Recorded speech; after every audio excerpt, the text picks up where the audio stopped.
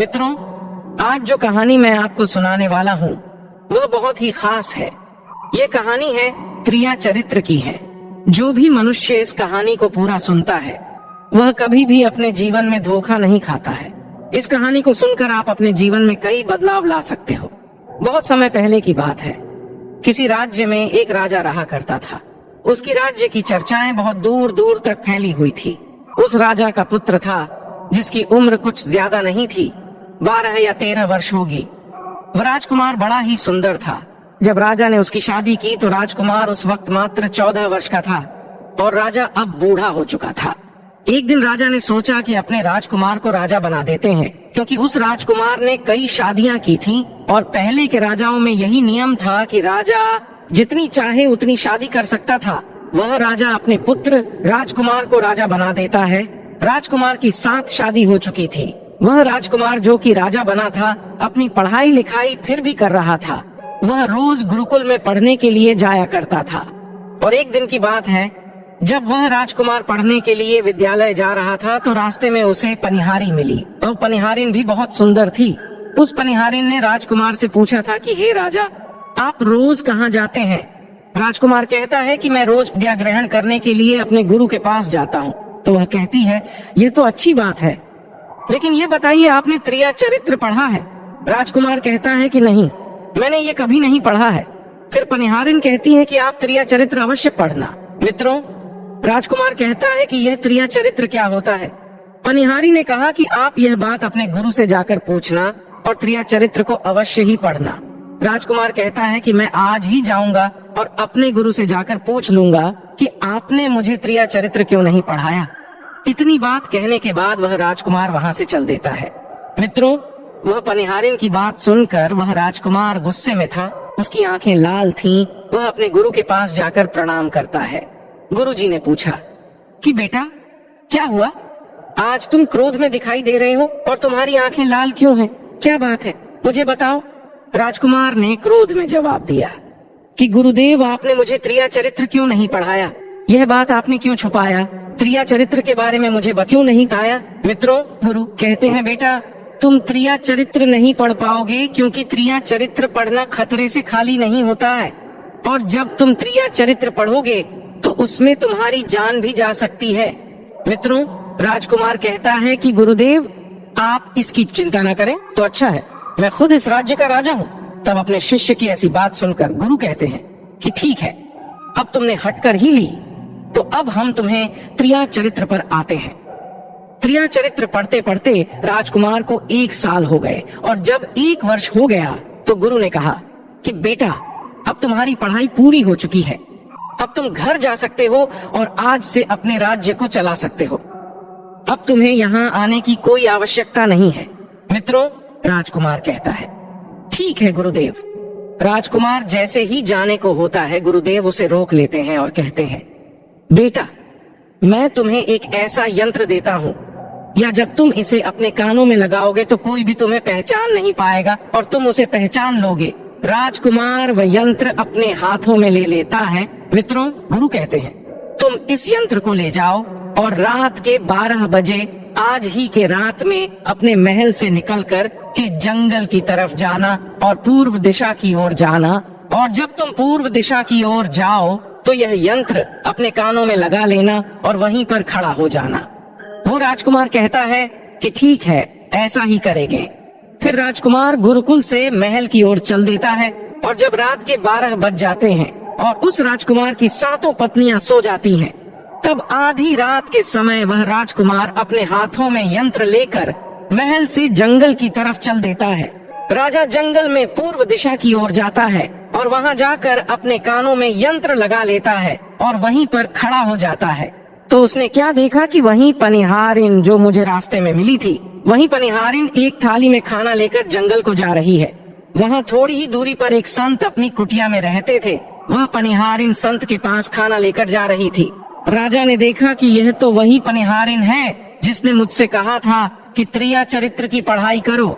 लेकिन पनिहारिन उस राजा को नहीं पहचान पाई क्योंकि राजा के कानों में यंत्र लगा हुआ था। यंत्र लगने की वजह से राजा किसी को भी पहचान सकता था। राजा ने अपने मन में सोचा कि चलो उसके पीछे चलते हैं कि यह आधी रात को भोजन लेकर संत कुतिया की तरफ क्यों जा रही है? इसका क्या कारण है? मित्रों, वह राजा भी उसके पीछे पीछे छुपता हुआ चल दिया। अब वह पनिहारिन उस कुटिया में उस बाबा के वहां पहुंचती है। उस बाबा के पास जादू की पोटली थी और वह बाबा जादूगर था। राजा पीछे पीछे गया और वह छुप करके देख रहा था कि वह पनिहारिन औरत को बाबा क्या करेंगे। बाबा ने पनिहारिन से कहा, अरे पनिहारिन, पहले तो मुझे ये बता कि आज आने में इतनी देर कैसे लग गई? हाथ जोड़कर पनिहारिन कहने लगी कि महात्मा जी, मेरा विवाह हो चुका है और मेरे पति मुझे ले जाने के लिए आए हैं। हमें लेकर कल चले जाएंगे, इसीलिए हमें उन्हें सुलझाने में थोड़ी देर लग गई और यहाँ आने में भी देर हो गई। मित्रों, जब यह बात साधु ने सुनी कि पनिहारी का विवाह हो चुका है और इसका पति इसे लेने आया है, तो साधु कहता है कि पनिहारिन, इसका मतलब है कि तुम अपने पति के साथ जाना चाहती हो, तो हमारे पास क्यों आई हो? पनिहारिन कहती है कि मैं आपके बिना नहीं रह सकती हूँ, मैं आपके बिना नहीं जी सकती हूँ। तो साधु कहता है कि पनिहारिन, इसके लिए तुम्हें काम करना होगा। साधु एक बड़ा सा चाकू निकलता है और पनिहारिन से कहता है कि पनिहारिन, जाओ अपने पति के गर्दन काटकर यहाँ लेकर आ जाओ।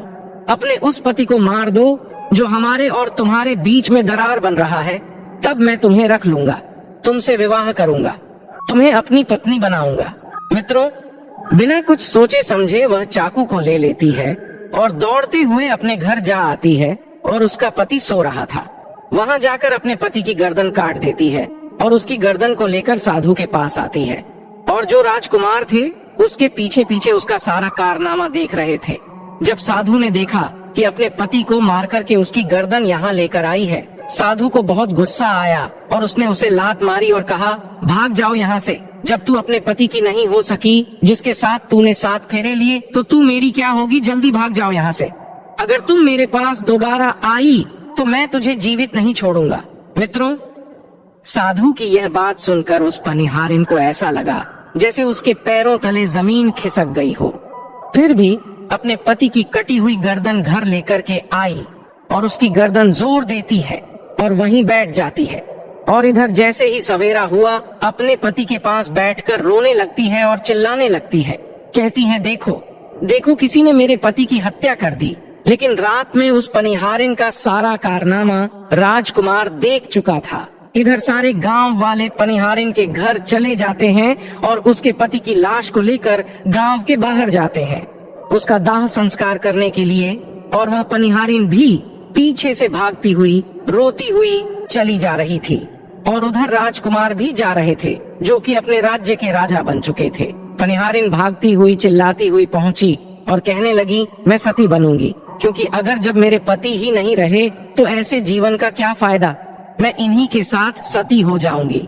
राजा को उसकी बातें सुनकर हंसी आ जाती है और राजा कहता है, क्रिया चरित्र जाने ना कोई और कसम मेरी के हुए सतीराज। मित्रों, राजकुमार की यह बात और कोई तो नहीं समझ पाया, लेकिन वह पनिहारिन समझ जाती है।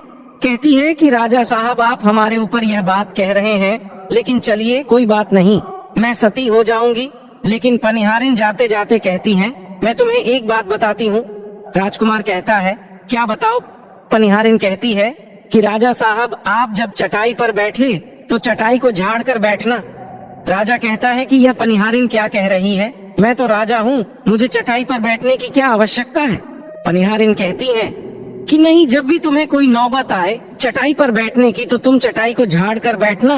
राजकुमार कहता है कि चलो ठीक है, अगर तुम कह रही हो तो मैं ऐसा ही करूँगा।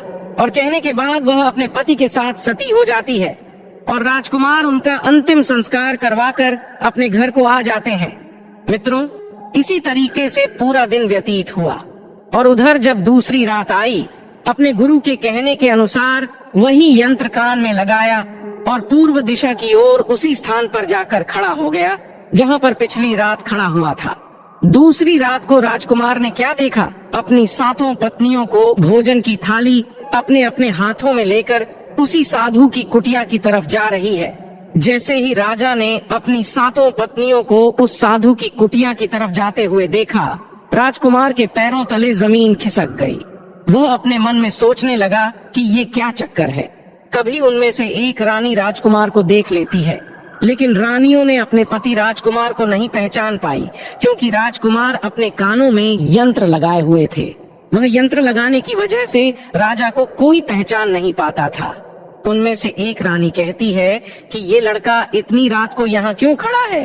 तब रानियों ने उसके लड़के को अपनी तरह बुलाया और कहा, कृपया आप हमारी सहायता करें, इस सामान को उस कुटिया तक ले चलो। मित्रों, बिना कुछ सोचे समझे राजकुमार ने वह थाली अपने हाथों में ले ली और अपनी रानियों के साथ कुटिया तक जाने लगा।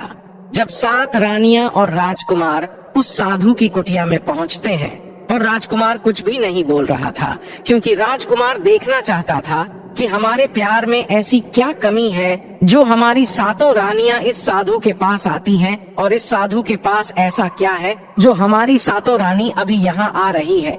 मित्रों, राजकुमार छुपकर ये सब जानना चाहता था।